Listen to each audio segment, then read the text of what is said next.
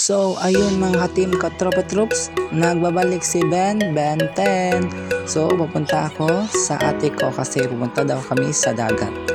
So, tapos, bili muna ako ng Red Horse, pampainit. So, ayun mga team Katropa Troops, nandito na si Aye.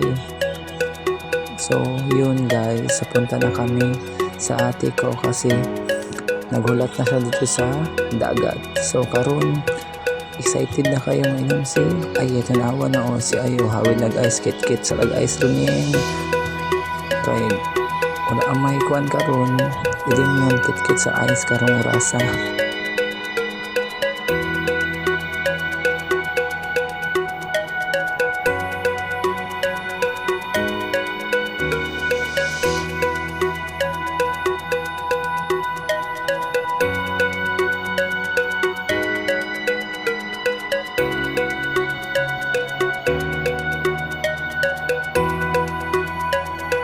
So man na to naurot na mga idors, diba dala kayo o tanaw si Ayo maligo na nga muuli na mi mo din akong ate guys muuli na mi kay man magligo si Aye diri daw mi moagi kay bas makita siya guwapo daw diri. So mga to guys nagdadala sa iyo gikubag kay napit ni ate kay natid sa mua. So si Aye binuang man siya diri tumagi sa tulay-tulay kay marag lain na kay sa highway kay maulaw man si Aye kay basa do kay siya.